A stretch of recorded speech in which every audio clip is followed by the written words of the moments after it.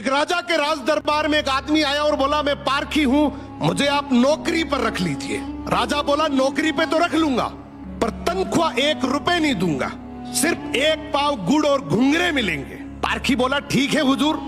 कुछ ही दिन बाद राजा एक घोड़ा खरीद कर लाए। उन्होंने पारखी से पूछा, बताओ इस घोड़े के बारे में क्या कहते हो। पारखी बोला, हुजूर ये घोड़ा है ही नहीं, ये तो गाय है। राजा चौंक गए। उन्होंने घोड़े बेचने वाले को बुलाया।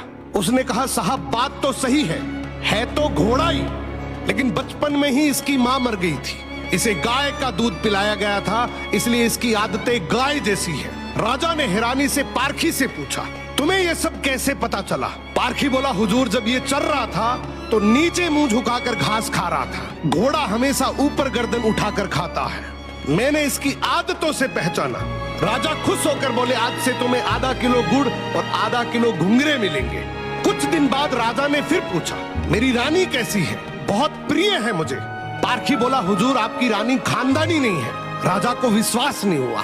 उन्होंने ससुराल जाकर पूछा, वहां दादी ने बताया, बचपन में इसकी माँ गुजर गई थी, पाला तो मैंने है मगर दूध इसे दाई माँ ने पिलाया है। राजा ने पारखी से फिर पूछा, रानी के बारे में तुझे कैसे पता। पारखी बोला, हुजूर इसके स्वभाव से खानदानी रानी में शालीनता होती है, मगर ये नौकरों पे चिल्लाती है, गाली देती है, इसकी आदतों से पहचान गया कि ये खानदानी नहीं है। अब राजा बोले, चलो मेरे बारे में बताओ। पारखी बोला, जान की माफी दे तो बताओ। राजा बोले, माफी है, सच सच बताओ। पारखी बोला, आप राजवंश के नहीं हैं, आप मुझे भड़बूजे लगते हैं, गुड़ और भंगूरे सेकने वाले। राजा घबरा गए। जाकर अपनी माँ से पूछा, माँ सच बताओ वरना मैं मर जाऊंगा। माँ रोते हुए बोली, बेटा बात तो सच है, जिस दिन तू पैदा हुआ था उसी दिन महल के पास एक भड़बूजे का भी बेटा पैदा हुआ था, तू मर गया था और मैंने राजवंश बचाने के लिए उसके बेटे को लिया, वो तू है।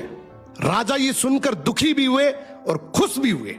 इंसान की पहचान उसके चेहरे, कपड़े या खानदान से नहीं होती, उसके चरित्र से होती है। किसी को भी केवल उसकी शकल, सूरत, पद या घर देखकर मत परखो, उसकी आदतें, उसका व्यवहार ही